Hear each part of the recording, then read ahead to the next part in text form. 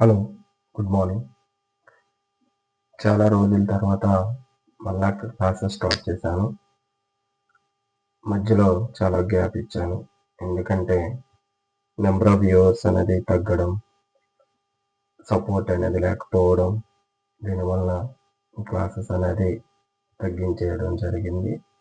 మీరు సపోర్ట్ చేస్తే నేను ఇంతకు ముందులాగే ఎక్కువ క్లాసెస్ తీసుకుంటాను. ఇంకా బాగా చెప్పాలని అనుకుంటున్నాను. సో మీకు అప్కమింగ్ ఎగ్జామ్ వచ్చేసరికి ఏపీ సెట్ అనేది ఉంది మార్చిలో అనుకుంటా. I think 26, 27 something. సో మీరు ప్రిపేర్ అవ్వడానికి నేను ప్రీవియస్ ఇయర్ క్వశ్చన్స్ అన్ని కూడా డిస్కస్ చేద్దాం అనుకుంటున్నా.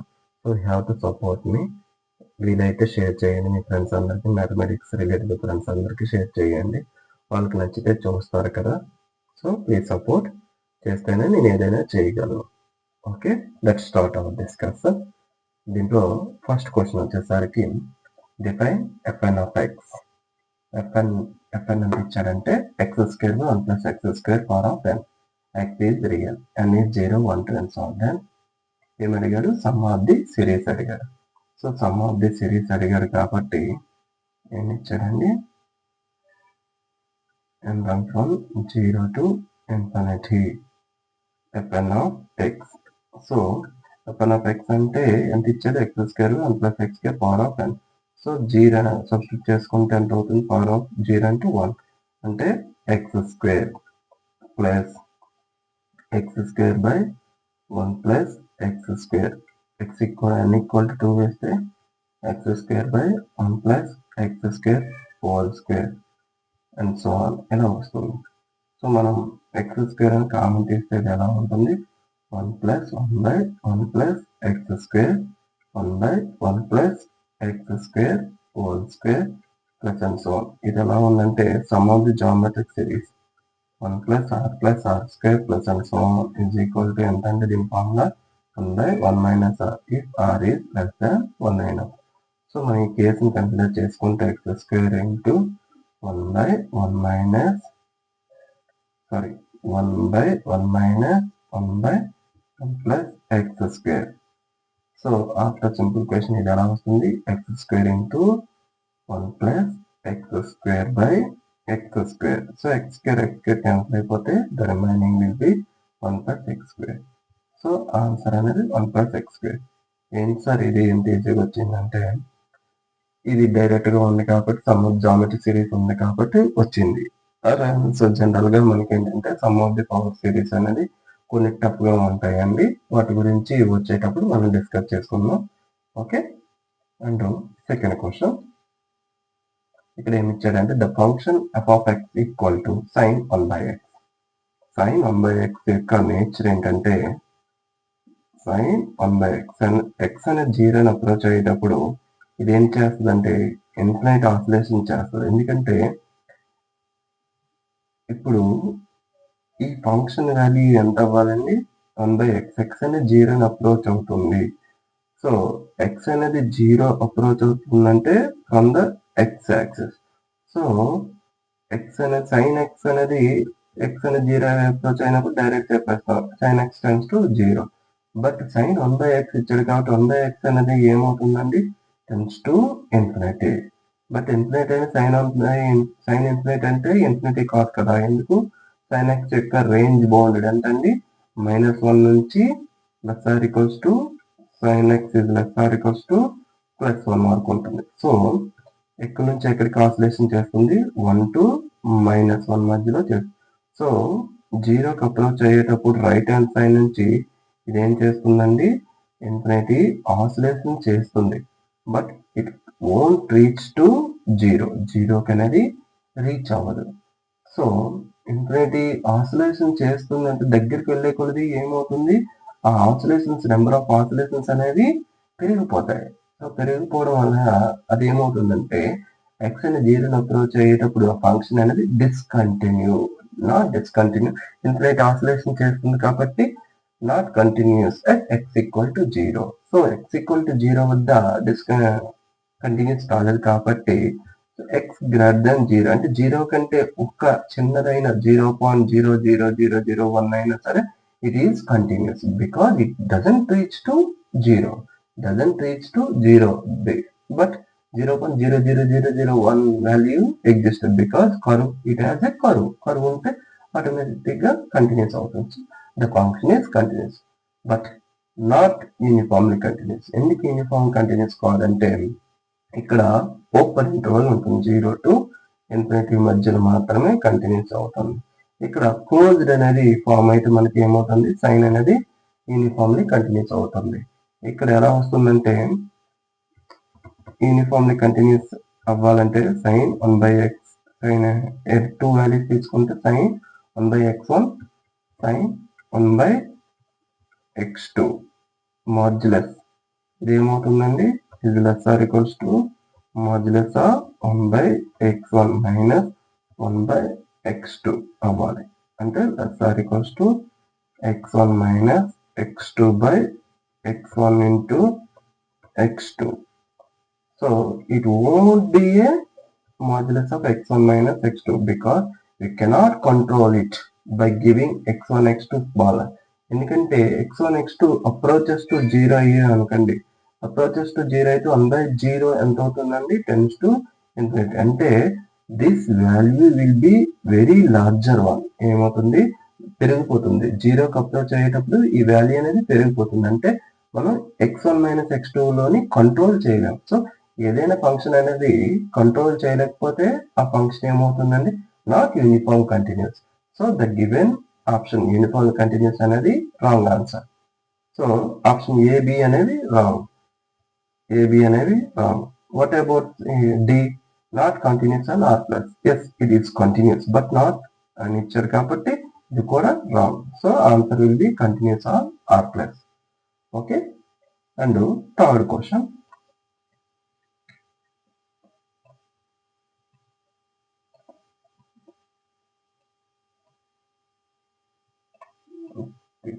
థర్డ్ ఎక్కడ మిస్ అయిందండి. Okay, we will check later. Fourth question, ఇక్కడ ఏమి ఇచ్చాడు,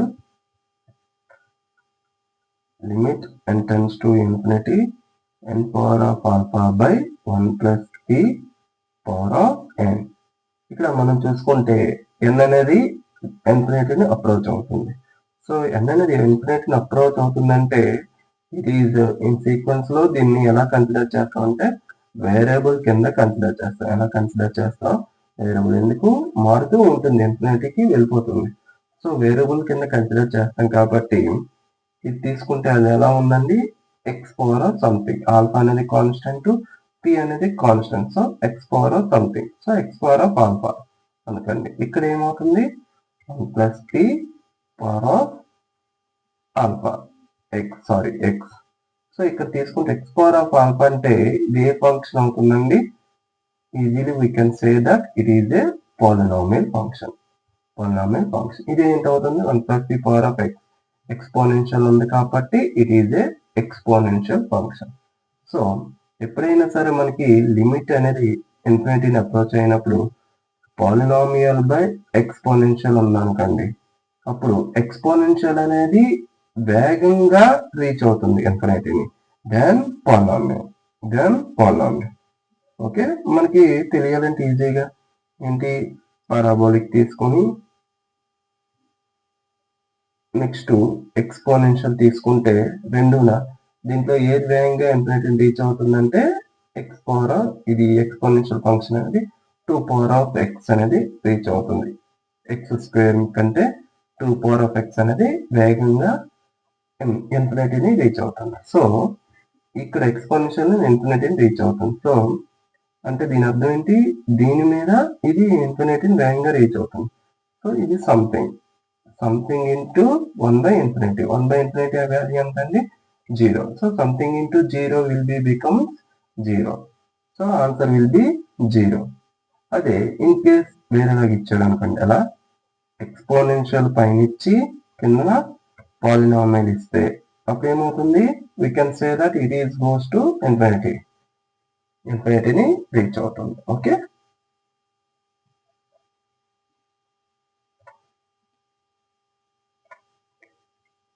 ఫిఫ్త్ క్వశ్చన్,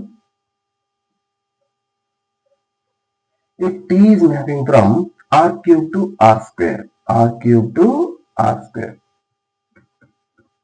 లీనియర్ ట్రాన్స్ఫర్మేషన్ ఇచ్చాడు. అంటే ఇది ఏ టాపిక్ వస్తుందండి, లీనియర్ ఆల్జీబ్రా కింద వస్తుంది. ఏమి ఇచ్చాడు transformation, p of x y z equal to x plus 2y minus z comma y plus z comma x plus y minus 2z. So we have to convert into matrix form. Matrix form లో convert చేయాలి. 1 2 minus 1, x coefficient 1, y coefficient 2, z coefficient minus 1, 0 1 1 1 1 minus 2. This is our matrix form into x y z.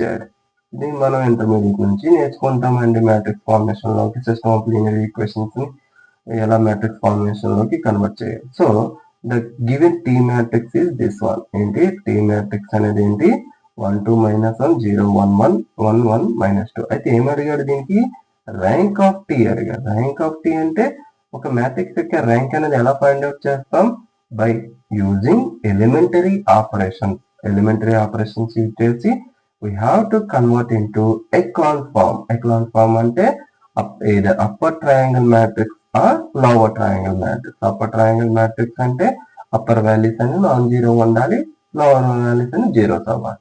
So 1 alpha beta 0 1 gamma 0 0 1. This is our upper triangle matrix. ఈ matrix లోకి మనం convert చేసుకోగలిగితే దాంట్లో ఉండే number of non zero rose ఉంటాయి కదండి, అవి ఆ మ్యాట్రిక్స్ యొక్క ర్యాంక్ అవుతాయి. So number of non zero rows ఎన్ని అనేవి ఈ విధంగా ఫైండ్ అవుట్ చేసుకోవాలి. So will do now. So clearly we can say that ఇక్కడ 0 ఉంది, ఇక్కడ కూడా 0 ఉంది, కాబట్టి we need not to use R2.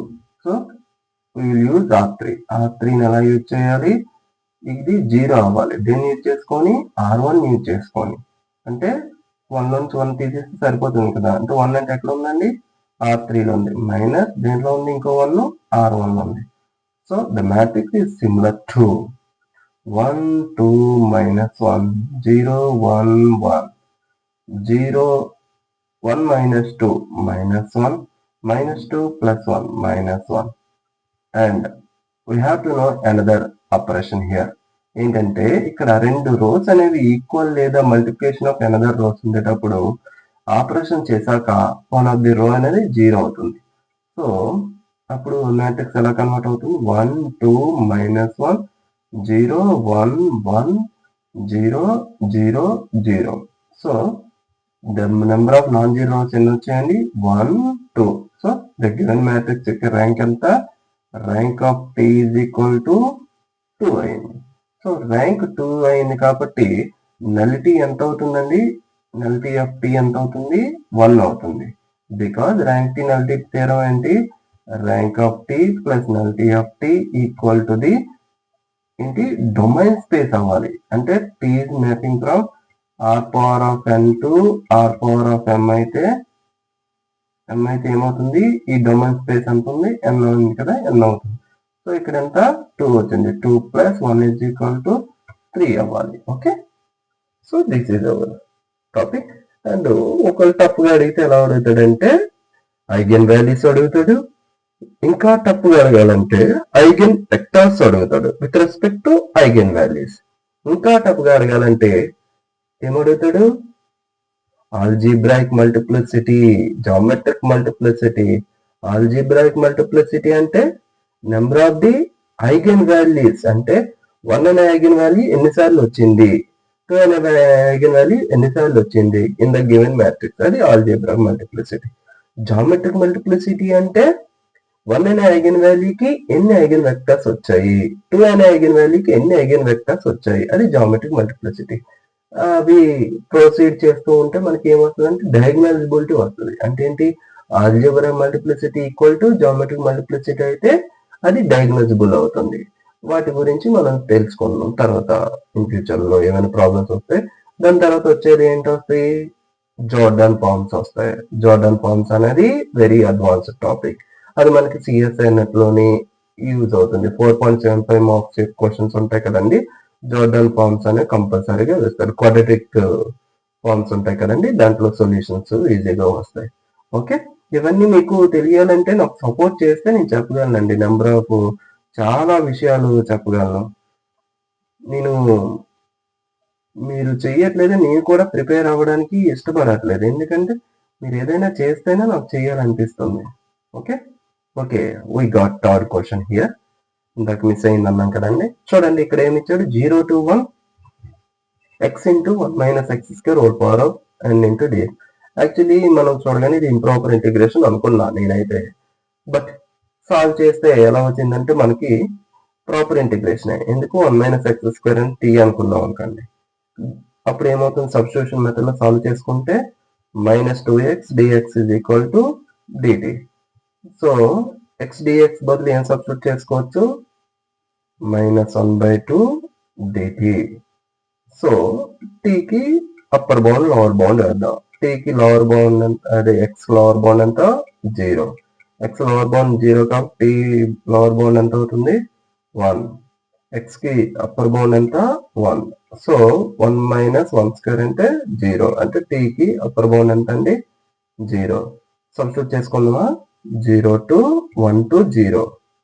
Okay, x dx బదులు ఏం సబ్స్టిట్యూట్ చేసుకోవచ్చు, -1/2 t పవర్ ఆఫ్ n. ఎందుకు 1 minus x square బదులు ఏం రాయొచ్చు, t అనేది రాసుకోవచ్చు కదా, into dt. So -1/2 into t power of n కి integration. t power of n కి ఏంటండి, t power of n plus 1/n plus 1. ఇక్కడ బౌండ్స్ ఉన్నాయి కాబట్టి వేసేస్తాం 1 to 0. First of all upper bound substitute చేయాలి, తర్వాత లోవర్ బౌండ్ సబ్స్టిట్యూట్ చేయాలి. అప్పర్ బౌండ్ అంటే ఇక్కడ వేరియబుల్ ఎంత అండి t, కాబట్టి t లోనే సబ్స్టిట్యూట్ చేయాలి, నాట్ n. ఓకే, 0 అంటే 0 power of anything is 0 minus 1 power of anything is 1, 1/n plus 1. So minus minus ఎంత అవుతుంది అండి, plus. So 1/2 into n plus 1. So answer is C. So ఈ వీడియోలో ఫైనల్ క్వశ్చన్ ఏంటంటే, రెండు మ్యాట్రిక్స్ ఇచ్చాడండి, A and B are n by n matrices with real numbers as elements. Real numbers అనేవి elements గా ఉన్నాయి. Then which one of the following statements is not true అన్నాడు. ఏది తప్పు అని అడిగాడు. ఓకే, ఇప్పుడు మనకి ఏ అనే మ్యాట్రిక్స్ ఏదైనా తీసుకున్నాం అనుకోండి, ఏ అనేది ఏదైనా మ్యాట్రిక్స్ తీసుకున్నాం అనుకోండి, దీని ర్యాంక్ అనేది 3 అయింది అనుకోండి. సో ఏ ట్రాన్స్పోజ్ యొక్క ర్యాంక్ ఎంత అవుతుందంటే 3 అవుతుంది. బికాస్ ఇక్కడ number of non zero rose ఏంటండి 3 కదా, ఎందుకు ర్యాంక్ అనేది 3 అన్నాను కాబట్టి. సో ఇక్కడ ఏం చేస్తున్నాం, రోస్ అనేవి రివర్స్ చేస్తున్నాం, అంటే ఇలా 1 2 3. So number of non zero columns ఉన్నాయి ఇక్కడ 3. సో ర్యాంక్ ఆఫ్ ఏ అనేది ర్యాంక్ ఆఫ్ ఏ డాష్ కి సరిపోయింది కదా. ఇక్కడ గుర్తించుకోవాల్సిన విషయం ఏంటంటే, number of non zero rose అనే కాదు, number of non zero columns కూడా మనం చెప్పుకోవచ్చు ర్యాంక్ కి. అంటే which one is larger, which one is larger, sorry which one is smaller. ఏదైతే మనకి ఫ్లెక్సిబుల్ గా ఉంటుందో ర్యాంక్ ఫైండ్ అవుట్ చేయడానికో అది ర్యాంక్ అవుతుంది. For example 1 1 0 0. సరే ఇక్కడ ర్యాంకు 2 అవుతుంది కదా సార్, ఎందుకంటే 1 0 1 0 అని అనుకోవచ్చు. కాకపోతే మనకి రోకి వచ్చేసరికి క్లియర్ గా తెలుస్తుంది కదా, రోలో ఏంటవుతుంది 0 0 అనేది ఫామ్ అవుతుంది. బట్ ఇక్కడ అలా ఫామ్ అవడానికి ఛాన్సెస్ ఉండవు. So rank will be 3. So first statement అనేది ట్రూ. బట్ ఇక్కడ ఏం అడిగాడు, నాట్ ట్రూ అడిగాడు. అండ్ సెకండ్ చేసే ముందర థర్డ్ వన్ చూద్దాం. థర్డ్ వన్ అనేది డైరెక్ట్ స్టేట్మెంట్ అండి. Rank of A plus B అనేది ఎప్పుడైనా సరే rank of A plus rank of B అవుతుంది. This is statement. Rank of A plus B is less or equals to rank of A plus rank of B. Okay, ఇక్కడ D option చూడండి ఒకసారి. C is obtained after finite number of elementary operations on A. Then rank of A is equal to rank of C. It must be a true because మనం ఒక matrix యొక్క rank అనేది ఎలా find out చేస్తాం? Number of elementary operation చేశాక echelon form వస్తుంది కదండి. ఇందాక చేసాం కదా ప్రీవియస్ గా ఒక క్వశ్చన్ కి లీనియర్ ట్రాన్స్ఫర్మేషన్ కి చేశాక ఒక మ్యాట్రిక్స్ వచ్చింది. ఆ మ్యాట్రిక్స్ సి అనుకుంటే దీని ర్యాంక్ ఎంత అయిందో దీని ర్యాంక్ టీ యొక్క ర్యాంక్ అనేది అది ఉంటాయని చెప్పాను కదా. సో ర్యాంక్స్ అనేవి ఏమవుతాయి? ఈక్వల్ అవుతాయి. సో మన ఎలిమెంటరీ ఆపరేషన్ చేశాక వచ్చే ర్యాంక్ అనేది రియల్ ర్యాంక్ కి equal. So what about rank of AB equal to rank of DA? దీనికి మనం కౌంటర్ ఇచ్చుకోవాలని కౌంటర్ ఎగ్జాంపుల్. ఎప్పుడైనా సరే మ్యాథమెటిక్స్ లో ఒక స్టేట్మెంట్ ఫాల్స్ అన్నామంటే we must have a counter example.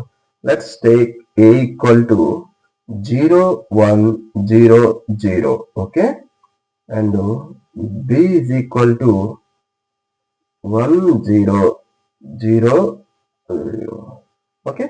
ఇప్పుడు ఏబి అనేది మల్టిపుల్ చేయండి. ఏబి అంటే 0 1 0 0 ఇంటూ 1 0 0 0. ఇక్కడ దీని యొక్క ర్యాంక్ ఎంత అండి? Number of non zero rows ఎన్ని వచ్చి 1. ఇక్కడ ర్యాంక్ ఎంత? 1. సో ర్యాంక్ ఆఫ్ ఏబి ఎంత అవ్వాలి అలాంటప్పుడు చూద్దాం. 0 ఇంటూ 1 0 ప్లస్ 1 ఇంటూ 0 అంటే 0. సో ఏమవుతుంది? 0.